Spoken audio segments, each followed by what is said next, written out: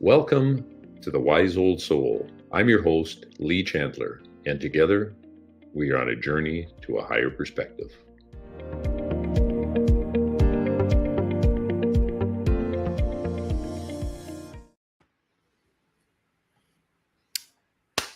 Hello, everybody. Lee Chandler here. So pleased to be with you. And here we are going to have a wonderful conversation with our friend Kevin Briggs.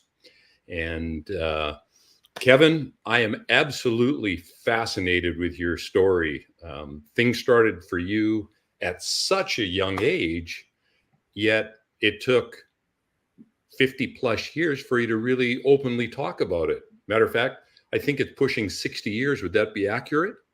Yes, that's correct. I'd like to thank you first, Lee, for inviting me on your podcast. I've watched a couple of yours now. I'm enthralled by them. I like the way you have the chat rather than a specific interview. So, yeah, I love the podcast, and thank you for inviting me, because without people like you, I can't get my story out there. And a mutual friend, Karen Swain, I was on her show 5 years ago, one of the first times I was on the show, and she's been supportive. She's a superstar in her own right now, is Karen. So thank you. You know what? She's helped a lot of people, including me. And you're absolutely right, Kevin. And thank you very much for the compliments. I think it's important that we're just able to kind of have these types of conversations and just kind of let things flow as they go. Yeah, well, exactly. You're just like two guys talking in a pub with a couple of beers, just chatting away over a specific topic that you want to talk about. So, let's start, as it were. Let's start that conversation. Well, that's perfect. So, Kevin, I believe I understand things started for you at a very young age. Yes, I was 3 years old when my mother had engaged a photographer to take some photographs for the family album. We were duly washed and had our hair combed. My mother knitted a new cardigan for me, a green cardigan, and for the occasion. The photographer arrived and he lifted me up onto the dining room oak table. And from that elevated position, I realized I was in a physical form again. I realized my conscious energy was in a physical body. And it was like two people. It was my physical and my consciousness looking out. But having the memory of that was just quite amazing. So that was the beginning of my journey at 3 years of age. And then nothing else happened until I was 8 years old, and I was taking a bath at home. And I was always susceptible to the frequencies that surround us. And I felt a change in the frequency in the bathroom. I looked to my right and two beings appeared, both extremely attractive, one male, one female, human in appearance. Both had long blonde shoulder-length hair, wearing a blue jumpsuit type garment. And they also had deep blue eyes, and I say very attractive. And they were speaking, it frightened me to death at the time, they were speaking telepathically to one another, which I could understand. And the names are Ort and Dee. I know who they are now. I've had lifelong contact with them. They are Arcturians, fifth dimensional beings. They are guides and teachers. That's how they describe themselves. And the conversation went like Dee said to Ort, the male, "Is this the boy?" And Dee said, "Yes, this is the boy." And then Dee questioned him and said, "Are you sure this is a boy? Look at him. He's small, he's uneducated, and he's frightened by our presence." And she was correct. I was terrified. So I continued listening to the conversation. And then she questioned him again and said, "Are you sure this is the boy? Look at him. He's small, uneducated, frightened by our presence." And Ort said, "Yes, this is a boy. I will guide him. I will teach him." There was some other conversation, and then they left. I was so frightened I dare not get out of the bath. The bath went cold. I was shivering.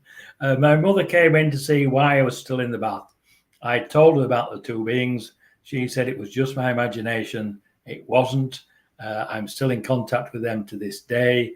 And Ort was true to his word. He's guided me and taught me and shown me many wondrous things about who we are as a species, about our galactic communities, about consciousness itself. So quite a big start for a young boy. I didn't realize then where it would take me, because it's a part of my life. It's who I am. And but fortunate to have these two specific kinds. And so young, yet you were, I appreciate how nervous and scared you must have been. I understand that. And with your mother saying it was your imagination, and at that age of 8, you already knew that, hey, there's obviously a disconnect between Mom and I, and during that period of time, we didn't go against what our parents said. That was forbidden. Yeah, that's correct. I didn't question my mother or try to persuade her that it was real. I just accepted it and continued with my life. And then probably the next experience was, I would be 14 years old. And when I was 14, I had a paper round. And when I came out of the home to go and collect the papers, a UFO would appear above the home. And as I'm going down to collect the papers, a second UFO would always appear. They would follow me around the paper round. And then when I'd finished, one would go back in the direction that it had come from. And the other one would always go straight up into space. And on one occasion, well, I always knew that there was someone behind the hedge or behind a wall. I felt those frequencies as I was able to do that. So on one occasion, I said, I know you're there. Can you show yourself? And two small grey beings appeared from behind the hedge, behind the wall. And I said, what do you want? And I wasn't frightened this time, although they were small grey beings with big eyes. I said, what do you want? And they said, there's a group of people that would like to meet with you. And I said, well, I've got to go to school. I've got to finish my paper round. And so I won't be able to go. I said, well, you can finish your paper round. You've nearly finished anyway. And we'll have you back in time for school. So I agreed to go with them. I was transported to a large mothership. And I only know it was a mothership because of the size of the hangar. We disembarked from the craft. It was huge. It was like 2 football stadiums side by side. And within that hangar were all these craft that we see flying around our atmosphere, around our planet. So we disembarked. I was walking towards the main door to go into the main craft area, and there was a small grey working on a craft there. He smiled and he waved to me. So I waved back to be polite. And I've got to know him since. His name is Tia. He's a technician and a pilot. He maintains his own craft and transports people around our planet and our solar system in these small craft. I've another story about that later on, perhaps if we get time. But and then I was led down into an amphitheater. This amphitheater was full of all different beings. And at the front of the amphitheater was a table, and sat at that table were 8 beings. And at that time, I thought I was just there as a human specimen to be paraded in front of all these different beings. I went down to the front, and the first 2 were Orton D, the 2 I'd met when I was 8 in my bathroom, the 2 Arcturians. Next, there was Anna. She was a blue bird type being, very empathic, a healer. And then Zark, I've got to know him very well now. He's a mathematician and engineer. He designs propulsion systems. He's from the Pleiades system, and he tells me he has 3 offsprings, and they call them offsprings, not children. And then Ra, he was at the center of the group. He was the leader of the group. He was Anunnaki, and his energy was extremely powerful. And then next to him was sat another tall grey called Ra. It's called Tag, sat next to Ra. And he told me that he was responsible not only for the security of this Council of 8, but for the security of this quadrant of the galaxy. And I never thought about the galaxy being split into quadrants, but clearly it is. And then there was Chica. I was a little perturbed by Chica. He was a tall mantis being, over 6 feet tall, like a big grasshopper. And so I was a bit perturbed by him. And Anna, the blue bird being, picked up on that, and she came over to comfort me and put her arm around me. And then last was Orla. She's a tall white. She tells me she's an astrobiologist. I don't know much about her, but she had a very pale complexion, long hair, blonde hair, but it was translucent. You could see through it. It was hollow as well. So that would be the 8 when I was 14. And I'm still in contact with all 8 to this day, and I'm now 70. 62 years. 60. Yeah, very good at math, Lee. Very good at math, yeah. I just can't imagine. Again, we talked about 3, 8, 14 years old being moved into such a facility. And when you speak, my imagination goes with you. You're talking about 2 football stadiums, I'm thinking of Wimbledon, right? Yeah, well, yeah, bigger than that. It was absolutely, if you consider the American football stadiums, 2 of those as a hangar, then it has to be a mothership. That's my only reference to it in relation to the size. But yeah, just amazing to see. And I just took it all in my stride. I'm not quite sure why, but I just took it in my, and when we'd finished, and they transported me back home, and very close to my home, and dropped me off. And then I looked at my watch, and it was about 25 minutes later getting home from my paper round, because I timed it to perfection. I got up at 10 o'clock, I set off, I got to the paper round for 10 past, and I got back home for 10 to 8. It was only a small paper round. So then to get home at 20 minutes later, obviously, I realized that was the time that was taken while I was on the craft. Just a quick introduction. And I thought, as I said earlier, that I was a human specimen. I realized now that was a part of the Galactic Federation. And this Council of 8 were part of that Galactic Federation. And all those beings there were delegates, as we would have here within our parliaments, within our Congress, things like that. So very similar to our structure here, but a galactic structure. And so, Kevin, when you were there, and again, you're talking 25 minutes. You and I both know that time is linear for we humans. It must have felt much longer than 20 minutes when you were there, or do you recall? I don't recall, actually. The time was immaterial. It was what was happening, really. And again, I didn't give much credence to it. It wasn't until later on that I realized what was happening. And I wanted some more information. And also, when I was 9 years old, Ort, one of the beings, came into my home for a whole week as a pure conscious energy orb. And after he came on the Sunday afternoon and he left on the Friday afternoon, when I came home from school, I realized he'd gone. And when he'd left, I was left with the ability to travel outside of my body as a pure conscious energy orb, as they do. Again, I didn't realize the potential of that, or what you can use that for. I just used to travel to my grandparents 70 miles away. I would travel over there, go in through the roof, sit down in their dressing room upstairs and watch them through the opaque floor as a pure conscious energy orb. I'd see my grandmother in the kitchen, usually on a Sunday, cooking, and my grandfather watching TV or reading the newspaper. But so now we've got the 3, the 8, the 9, the 14, but I take it all in my stride. It's my normality.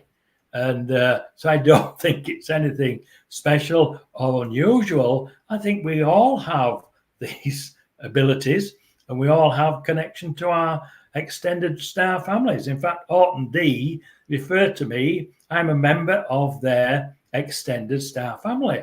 The only difference being I'm here in the 3rd dimension and they're in the 5th dimension.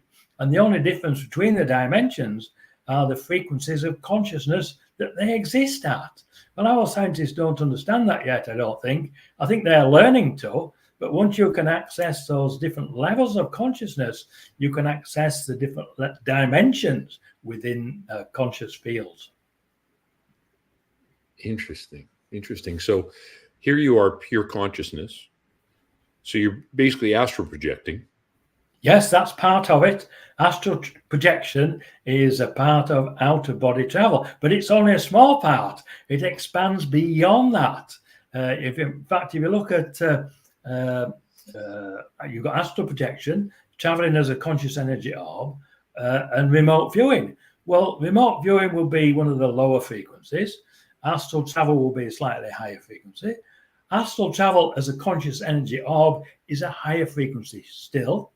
Traveling in a conscious energy craft that you create through thought and consciousness is a higher level of consciousness as well. So within those different modalities and levels of consciousness, we have access to all that avails itself to us.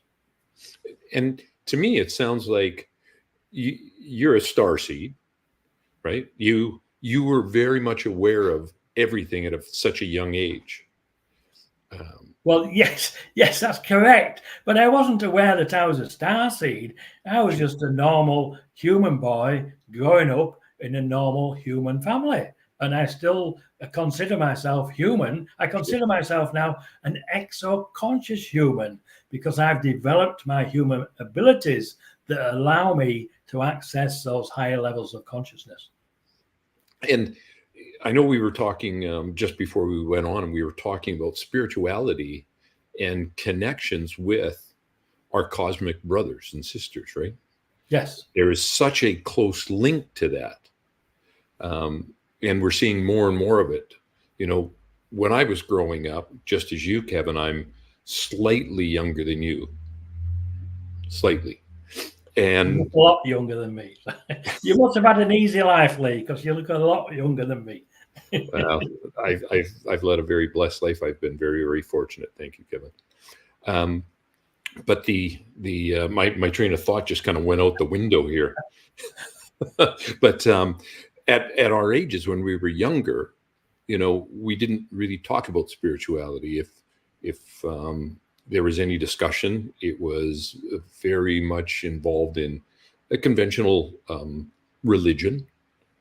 Yeah, that's quite true. Although my mother was believed in the spiritual side of who we were, and she had a friend called Marion Seed, and she was a very good friend. And she used to go and see her and visit with her and have a cup of tea, and on Sundays and a couple of cakes and buns and things. That's what they used to do then. And Sure. And then occasionally Marion would say, she said, one of your sons is going to break his leg.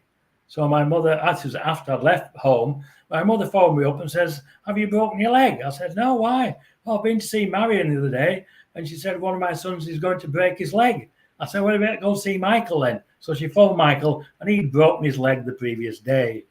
So I was introduced to spirituality from the aspect of my mother, although I didn't indulge in that myself. But clearly my mother did. And then on another occasion, my brother left school and went to be a painter and decorator of all things.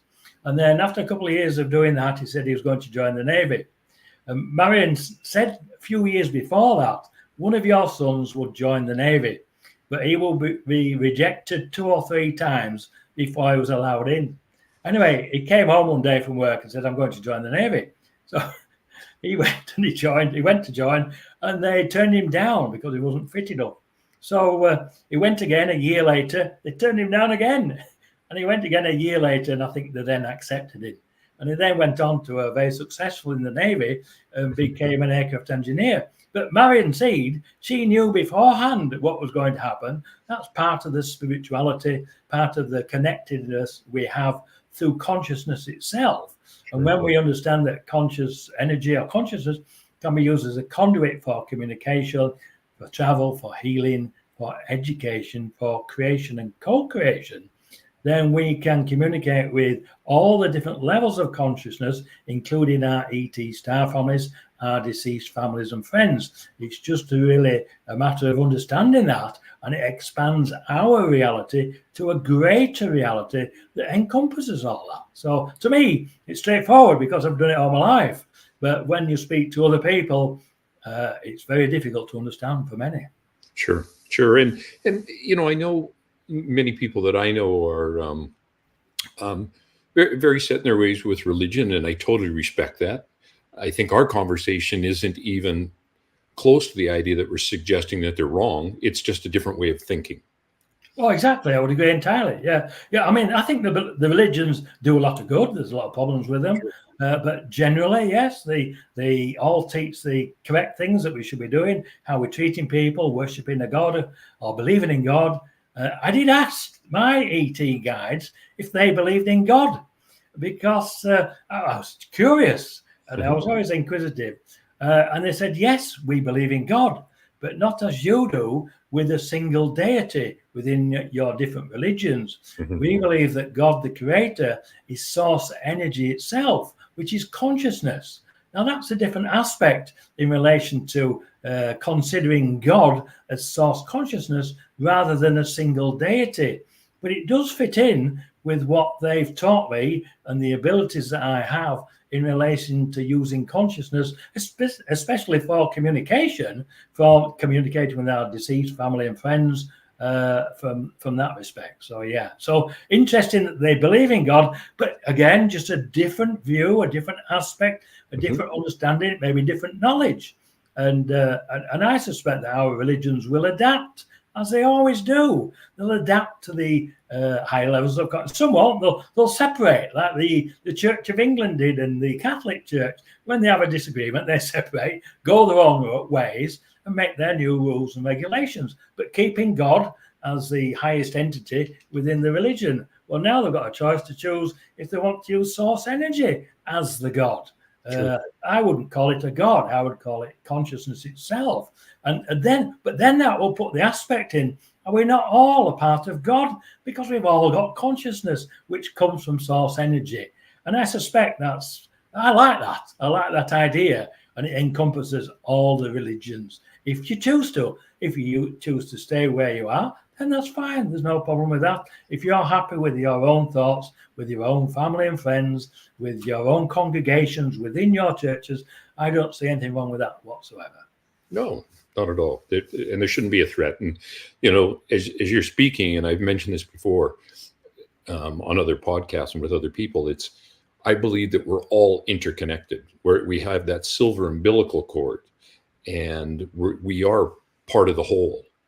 And at one point we were chatting, a group of us, and I said, it's one of those things that if we picture ourselves as part of a cloud and we decide to incarnate, that is the time that we become a raindrop and we fall, and life is the falling. And at the time of death, we then come back and we start to rejoin that consciousness again in the form of the oceans. And we're part of the oceans, and we're all interconnected still. And then all of a sudden we're going to incarnate again. And guess what? We evaporate and back up into the cloud, and we start the circuit all over again. Yeah, I think that's a very good analogy. I like that. I might use that myself, Lee, if that's okay. I like that. That's very good. It describes it in a way that we can understand it, right? Because we understand that cycle. And if you replace within that cycle consciousness itself, then and we're recycling within consciousness. And you're correct. There is a thread, the thread to all life in the universe, and that thread is consciousness. And once you understand that, and then develop the abilities of the using consciousness, as I said, for communication, for travel, for healing, education, creation and co-creation, then we evolve as a species and become more of a galactic species. We are already interdimensional beings. If I want to go and meet my galactic family, I can visit them outside of the physical realm if I choose to. If I choose to travel to another planet system or another galaxy by creating a conscious energy craft, I can do that. They can do that. It's part of being an evolved conscious being, which we are. We're just at the lower levels of consciousness at the moment, and we're increasing our understanding. And some people call it ascending. I don't particularly like that term. I think it's better to say that we are being educated in understanding our human abilities. Well, and we are gifted. We arrive with, I believe, we arrive with everything that we need to know, Kevin. It's just a matter of tapping into it and allowing ourselves to awaken in whichever way is appropriate for us. And it's people like you, Kevin, and people like our friend Karen Swain that allow people to hear stories. We hear your stories, and you give a huge amount of permission for people of all ages, but primarily our age, that baby boomer generation that have experienced a lot of things, and there was a lot of suppression. And without a doubt, yes, without a doubt. And the younger generations are now growing up with it because of the advent of the internet. The information is out there. So yeah, you're probably correct. We're educating the baby boomers because we were brought up in an area. I know when I was about 17 or 18, I tried to find others that traveled outside of their body, outside of the physical realm. And when I was that age, I just used it to go and see if a friend was at home rather than walk around 10, 15 minutes, see if he was there. I just leave my body, fly into his roof. Oh, yes, he's home. Right, I'll go walk around. Or I'd go out to work in the morning. I'd come out to my apartment, and I used to get on the bus. And very often I got to the bus line, and there's a huge line, but I had a choice of 2 bus stops to go to. So I would come out to my apartment, leave my body, travel up to the 2 bus stops, and choose the one with the smaller line. Simple things like that. Or travel outside of the body when I'm traveling home on the bus for the pure enjoyment of the freedom of doing that. Just simple things. But yeah, we can use it. Well, I can use it now because I've learned how to use consciousness itself. But when I was 17 or 18, I thought, nobody talks about this. So I asked my family and friends in a third party. I said, of a friend of mine who travels outside of his body, he can travel on the astral plane. Do you know anybody else that can do that? And they all came back, no, I must be delusional, or is he imagining it? So I thought, well, no, we don't talk about it. It's not normal for us to do it. So I realized then that, wow, what's happening? How come I can do this and it's normal to me and nobody's talking about it? And we didn't have the internet then, so I probably could have gone to the library, maybe found some books on it, I don't know. So I decided to ask Art one evening. I thought, well, he's already educated me to where I am now. Sure. So that time I went to bed that night, I held out my hand and I said to him, Art, I know there's a lot more to this. Can you come and show me more? He came, he took hold of my hand, and I looked down. I could see my body fast asleep. And we went out through the window. We just flew around the subdivision and then came back into my apartment through the window. I looked down on the bed. I could see my body fast asleep. And I went back into my body. I woke up the following morning and I thought, wow, that was cool. I wasn't certain whether I was dreaming or sleepwalking. So I went to work that day and I thought, I'll try the same thing tonight. So I went to bed that evening. I relaxed. I opened my mind. I held my hand out. I said, oh, can you come and show me more? I know there's a lot more to this. So he came. He took hold of my hand. I left my body. Bearing in mind, I'm used to traveling on my own outside my body. So that's nothing unusual.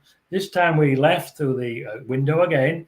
We went down into Leeds city centre where I worked at the time.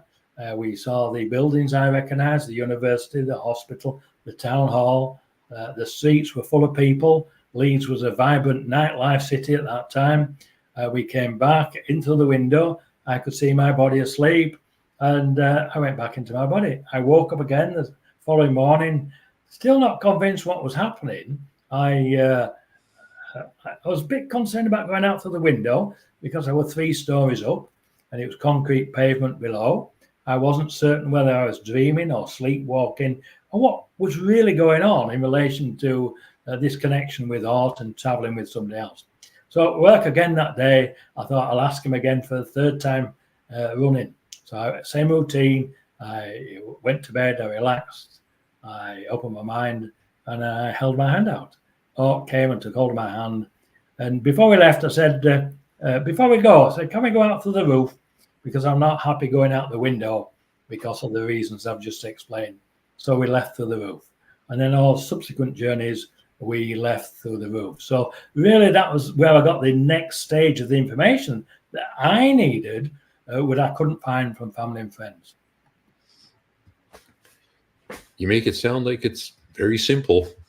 And it sounds awful, but it is to me, because it's normal. Sure. That's and that's probably the difficulty of getting it over to people. That, but now I've met many like me. They may not have the total abilities that I have, but they're on that scale of those abilities. And it's fascinating to see that I'm not alone. There are many like me, and now I've found many groups. You can join the astral travel group if you want, and they all talk about what they're traveling, what experiences they have, who they meet, and all that. And so that we are teaching ourselves in relation to who we are and expanding our understanding of consciousness because of the groups, because of our technology, because of the internet.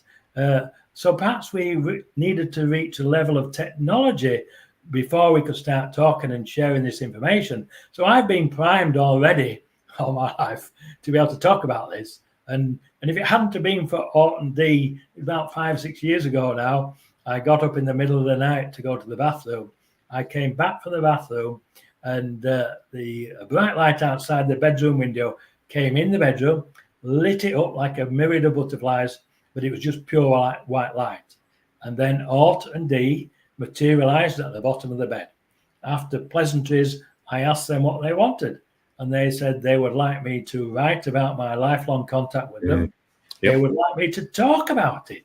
And I said, I don't mind talking about it, but I'm not a writer. And Art said, well, we will continue to guide you. We will continue to teach you. You will write 2 books, and we will give you information to include in the book. And I've written the first book, Spiritual Consciousness, which I have a copy here, which I am plugging on your show. We want you to plug it. So that's available on Amazon. So that's my first book, and it goes into some of my experiences and things. But then I realized that people are interested in the information, because when I told my friends that I was writing this book, friends I've known for years, they said, oh, Kevin, let me tell you about my experience. And so I went around and interviewed them all with a tape recorder, because I'd opened up. They had experiences themselves, good friends. I knew nothing about them. Many very religious friends, but they didn't talk about it because our culture doesn't allow it. But now, by me speaking out about it, it allows others to speak. So we become a large family, a collective family of exo-conscious humans. As I say, you've given other people permission to speak about it. Having said that, I'm going to go backwards just for a second, because I want to talk about your mom for a minute. Your mother obviously had Mary and understood that she had some serious gifts. Was there a time, Kevin, that you had the opportunity to talk openly with your mother, before she transitioned in life, and got a bit of an understanding of who you were and your perspective of where she might be going, etc.? No, not really. No, I never discussed Orton D materializing in the bathroom. I didn't feel the need to. I didn't need confirmation from my mother, because I knew it was true. Sure. And we did discuss the spiritual side of who we were when we were children, in relation to connection to deceased families and members and friends, because my father died when I was 9, and my mother was already friends with Marion Seed, who was the medium, who was a good friend. The mediumship was at the side of her that they both enjoyed, and occasionally they went to a spiritual church. So I accepted the fact as a child that we had a spiritual side to us, but I never really discussed it with my mother. I never really discussed it, but I left home when I was 16. I got a job in another city, and I left to go and work there. So we never had the opportunity, but we were very close, my mother and I, right up until she died. She had a very different life to me. but a hard life, I think, bringing up 2 children on her own in those times. But she did a good job. My brother was successful. I was successful. She was happy. Later on in life, she found someone else, got married to a great guy. And so, yeah, I was happy for her. We always kept in contact. We were a very close-knit, loving, warm family. Very obviously saddened by the early death of my father when he was 9. But before that, and continuing after that, and now my brother and I were still very close. We're both in our 70s. So, yeah, I'm fortunate that I really love and appreciate my mother. And I know she's still here. Because many times when I'm on my computer, she pats me on my head, and I know it's her. She just touches me like that. So you don't lose that contact if you're open to it. And I understand that she's at those higher levels of consciousness now. And in fact, I had an uncle Alec. I mentioned him in the book. He's an interesting character. He never married. He had many friends. He smoked a pipe with some Bruno tobacco. And I know when we went to his funeral, it was in a very large church, and it was packed, absolutely packed. And I took my mother, and she said, "Who are all these people?" I said, "They're Alex's friends." "What, all these people?" Because he had a huge heart. He had a big soul. He loved people, and they all came to pay his respect. But after he died on his own, in his own home, and he was quite annoyed about that. We did invite him to come to our home to die, and he didn't want to. In fact, he had been staying the weekend before, and I took him back home to drop him off in Liverpool, still in Liverpool at that same house where I visited my grandparents. In fact, I thought he died in the car on the way back. I got to the home, he hadn't. I took him in. I contacted his friend and neighbour next door. She was looking after him. And 2 days later, he did pass. But after he passed, he came back. He came back to our home. And every time he came in, the smell of some Bruno tobacco was there. Sure. And I remember, and I had a conversation with him, and he was a bit disappointed that he died on his own. And I explained to him that he had the opportunity to stay with us. But then later on, Sandy, my wife, got the smell of some Bruno tobacco as well. So she said, "Kevin, you might think I'm a bit strange here, but I keep getting the smell of some Bruno tobacco." I said, "Oh, it's Alex. He's here." And I have an interesting story about him because he became a nuisance. So I banned him. I said, "Don't come back, Alex. Move on to the higher levels of consciousness. You're becoming a nuisance. You've got other things to do now." So he left, and I never heard from him. And then when I was asked to write the book, I was thinking about all the different experiences, and I thought about Uncle Alex, and I thought, wow, I was mean to him. I shouldn't have done that. I felt guilty. So I said then, and I hadn't heard from him for what? I've been here 22 years, 25, probably 30 years. I can't remember when he died. And I hadn't heard from him since I banned him. And I said to him one night, I said, "Alex, I'm sorry. I apologize for banning you from the home, but you have become a nuisance. You're quite welcome to come back, as long as you don't become a nuisance." Nothing happened. 2 days later, I'm watching the TV, and the smell of St. Bruno tobacco. It was Alex. And the first thing he said was, "I was disappointed I died on my own." I said, "I know that. We've gone through this before." Anyway, we had a conversation. We made up, and he was happy. But then 2 days after that, I didn't tell Sandy because it was 30-odd years later. She was cooking, and she said to me, "Kevin, you're not going to believe this." She said, "But I feel that someone stood next to me and I can smell some Bruno tobacco." So I said, "It's Alex." I apologized to him and he's come back. Anyway, he hasn't been back since because he's not banned. He knows he can come back anytime he wants. Sure. But it's a simple form of communication with our deceased family members. And it's important to understand that. I know it's very sad when we lose our deceased family members and friends. And but when we know that they are still there, and we know that we can meet them later on in our own lives when we pass, or if you develop your mediumship abilities, you connect with them now. They're all around us. Very often you don't see the signs, or you ignore them.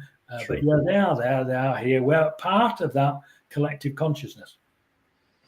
Wonderful. I can just see you after 30 years and your wife just Hmm. You know, it's our olfactory is so strong that in a moment, it's like music. That piece of music you may not have heard for a long time, just bang, it takes you right back to that moment. And then that was the one thing, because neither my wife or myself smoke. I do like Subuno tobacco, the smell. But I know when it came to stay with us, it took us 2 weeks to get rid of the smell of tobacco from our home. But he identified with Alex. We knew nobody else had it. So we knew 100% it was Uncle Alec.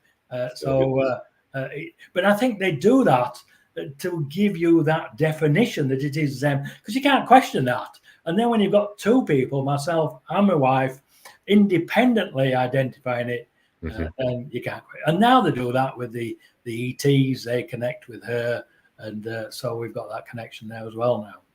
Wonderful, wonderful. Now, is your brother back in the UK, or is he? No, he became an aircraft engineer in the Navy, working on helicopters, I believe. And then he left the Navy, took some more qualifications, went on to fixed wing, and then worked up to working with the larger jets, started his own independent contracting company, became very successful. He retired recently, and a few years ago now, and he moved down to Spain. And I've got a good story about him in relation to communication with consciousness. And he's a nuts and bolts man, intelligent guy, very good at his job. I've got lots of stories about him. I'm so proud of my brother because he did so well with the background that we had, and our education was limited, and he climbed the ladder and became very successful. But this particular occasion, when he was in Spain, and he's got two balconies that overlook the Mediterranean.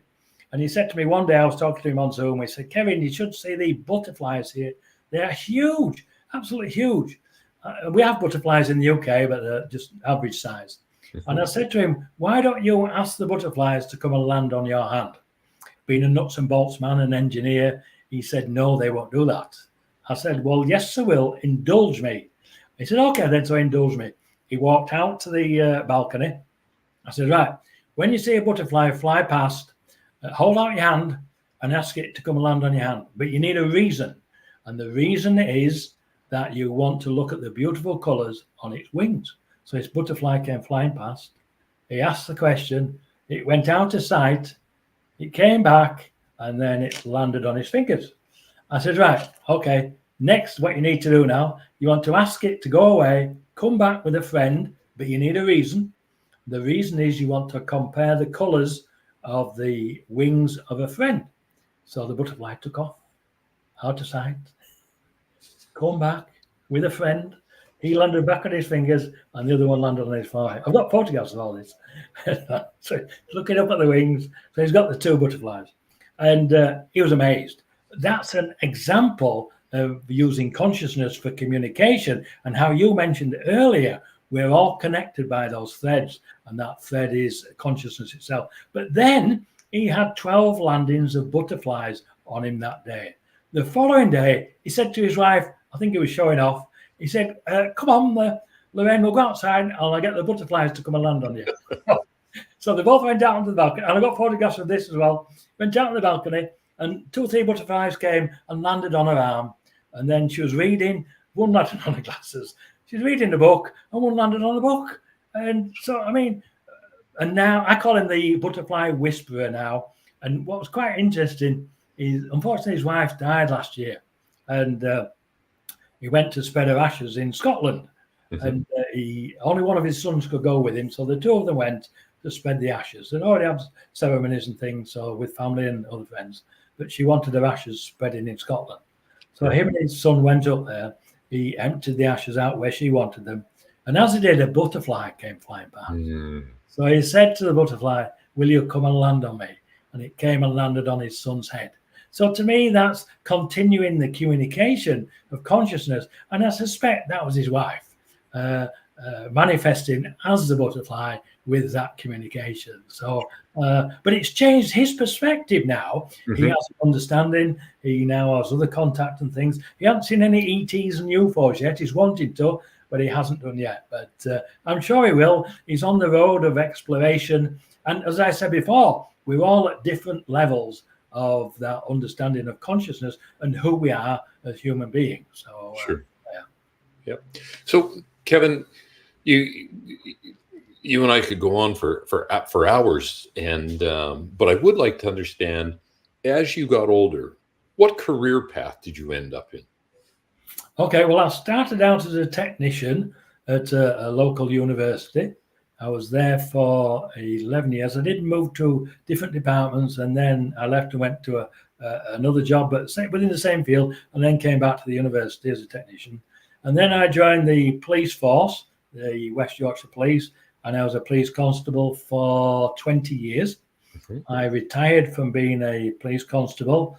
My wife always wanted to come to the States, so we relocated to the States. Mm-hmm. And over here, I took up selling real estate. And I've been selling real estate for 22 years, although I've just retired now. I was going to retire when I was 65, but then the real estate market picked up again. So I continued for another 5 years, and I've just officially retired now. So I have a bit more spare time to do the things I want, and I've got plenty to fill my time. So that's really my background, just normal jobs.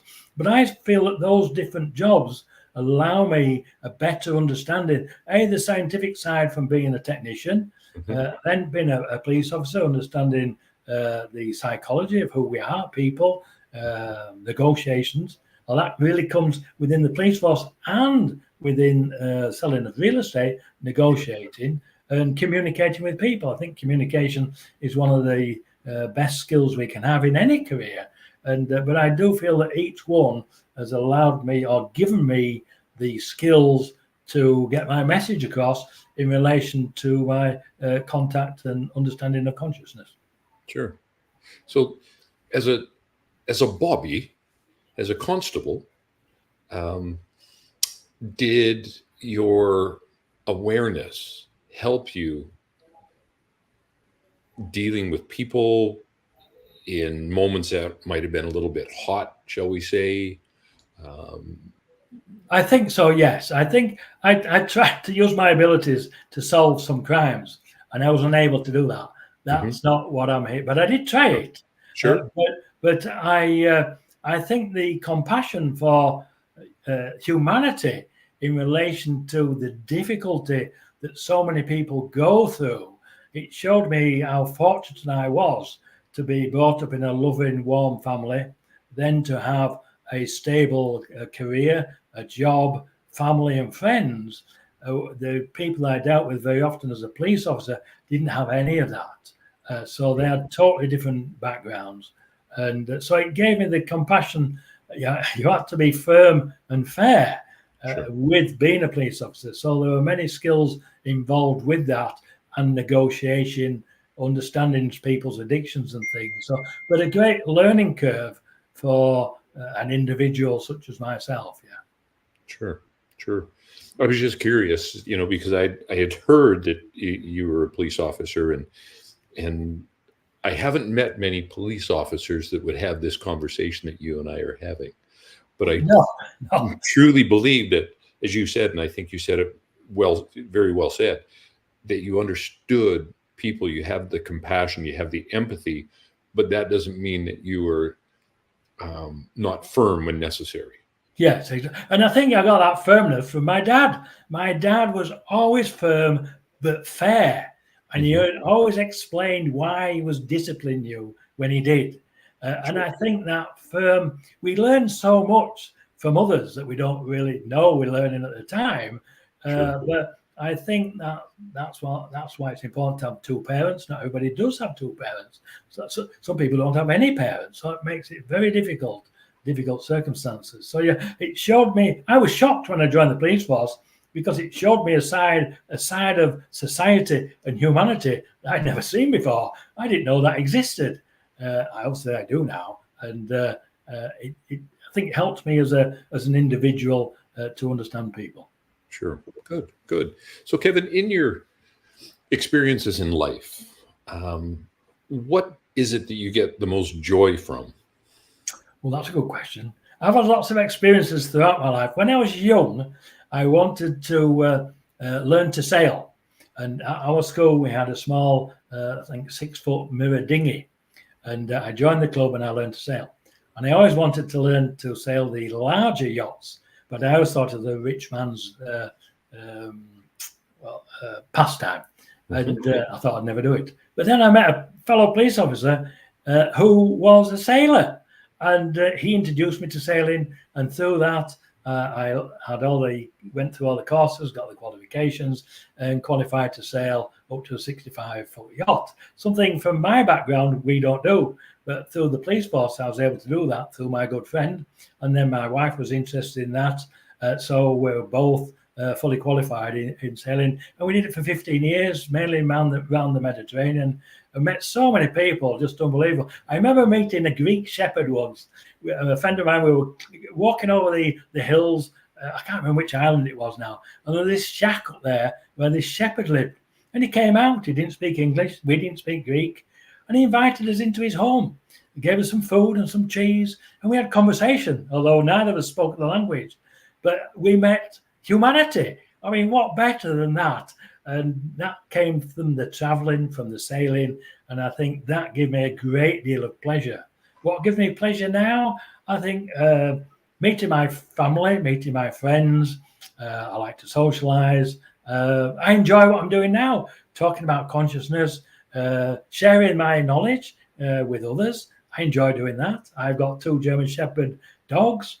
I take them out. I enjoy them. I mean, they give you so much pleasure, but that's the connection to the conscious side of the animals themselves. They depend on us.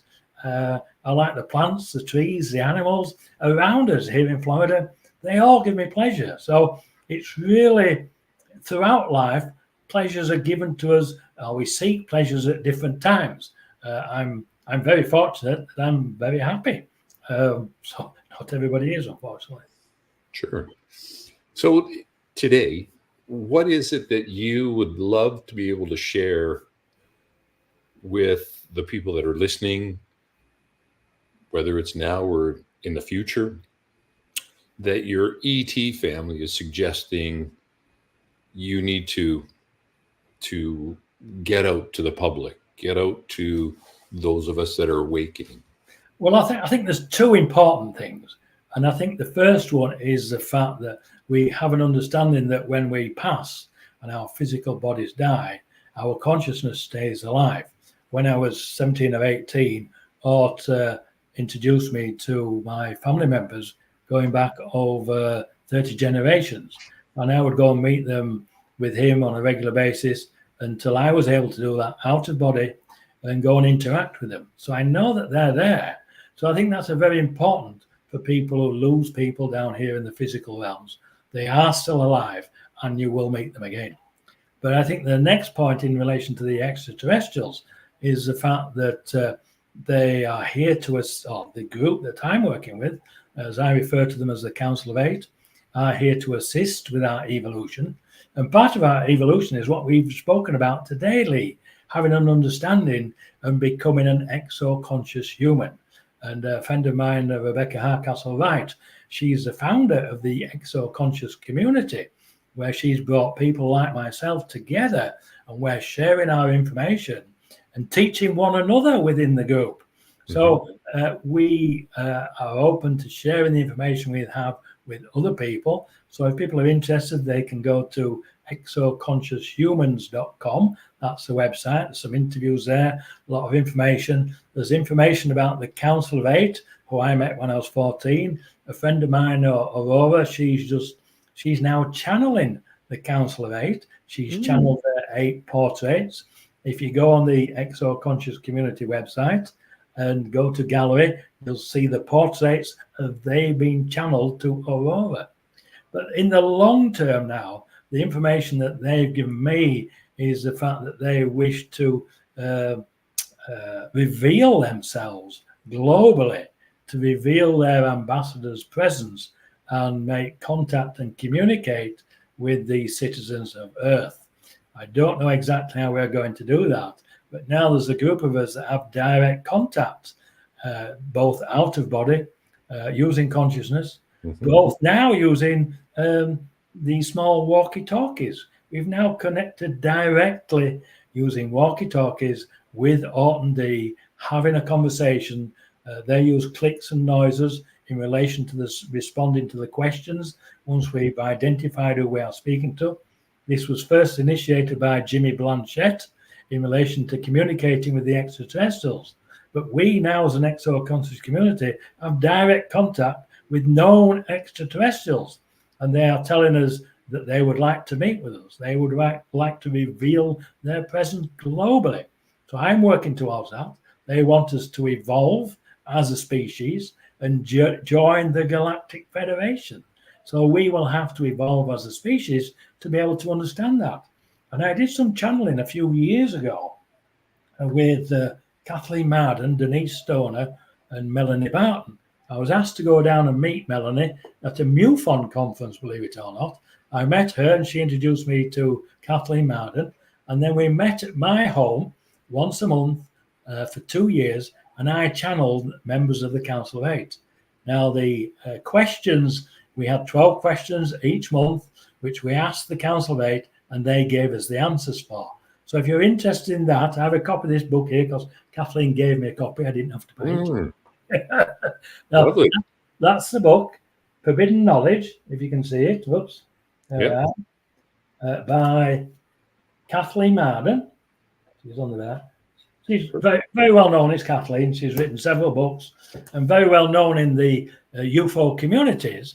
But we're trying to reach out to people who are not informed, who are not aware of the current engagement of our planet by the extraterrestrials, the current engagement of individuals. So if you need some information, that's Forbidden Knowledge would be a good place to start. And then my personal book with some of the things that we've discussed today.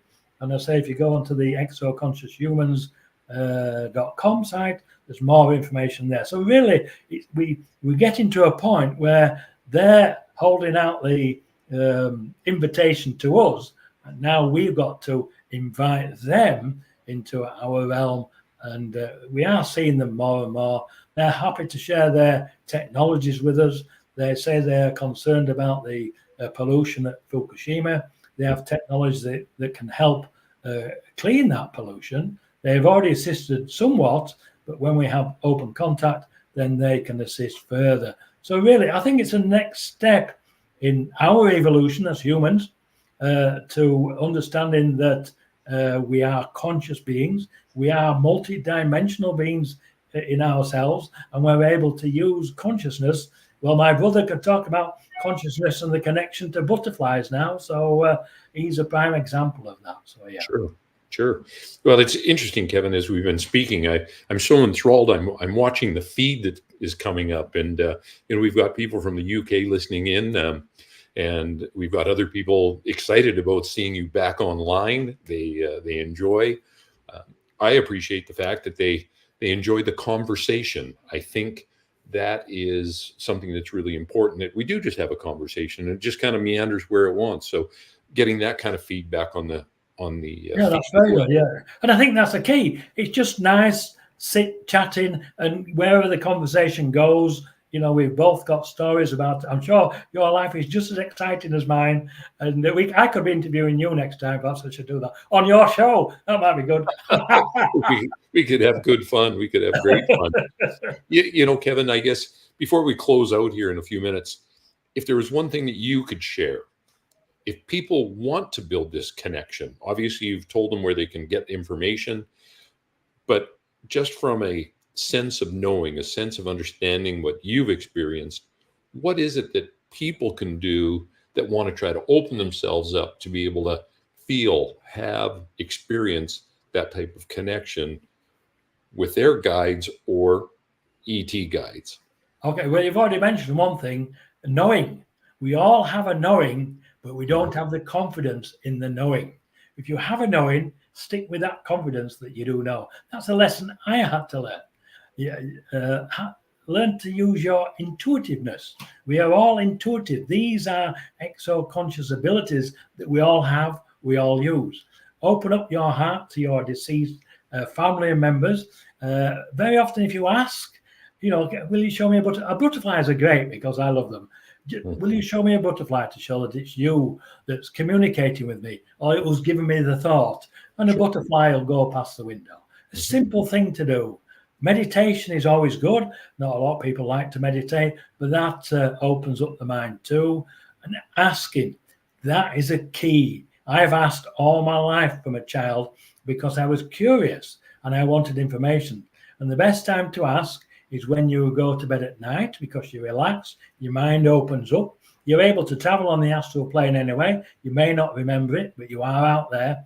Ask for something that you would like. Ask to meet a family member. Ask to meet an ET. Ask to meet one of your ET guys. They're simple steps. Just try them. And if anybody's interested, I can always assist. If they contact me, send me an email, kevinjamesbriggs@gmail.com. And I have a website, kevinjbriggs.com. There's some interviews in there under events and media, a couple of channels, more information if people want to have a look at that. And then you can contact me and I'll help you with anything I can. Well, I'll make sure that goes on some of the information afterwards, Kevin, and people will be able to find you. I'm going to make sure I go and get Spiritual Consciousness, A Personal Journey, the first book. The second book is coming. I'm writing a book at the moment with a couple of friends from the Exo Conscious community, and I was a participant in the Robert Bigelow essay competition last year. You had to write the 20,000 words evidence in life after human physical death. Unfortunately, I wasn't in the winners, but Robert Bigelow did send me a 5-volume leather-bound gold leaf book with all the winning essays on there. But I thought it was quite I was so pleased that they accepted me because I'm not well known. I'm not an academic. And when I saw all the other participants, they were all academics. But I was in there. I didn't win, so the essay is not published, but I'm going to publish this in the book with my friends from the Exo Conscious community with other information about the Exo Conscious community, because that's where we're heading. And I think that's an important role for me, myself. Wow, that's wonderful. And I look forward to reading that essay as well. You know, Kevin, again, I can't thank you enough for taking the time to be with us tonight for the hour. I so respect you that you're giving people permission to open their minds, to allow them to be who they are, who they're meant to be. I think you're doing a great service to many people around the world. And you suggest you aren't well known, but I'm kind of thinking that you're better known than you realize, and that will continue to grow over the years to come. Thank you, Lee. Thank you for those kind words. I do appreciate them. And thank you again for having me on your podcast. I've enjoyed chatting. I mean, all we need to do now is have a couple of beers. That's it. Well, we'll have to do it in person. I'll go and get one now. Perfect. Thank you so much again. It's been such a pleasure. Okay, Lee. Thanks again. Bye-bye.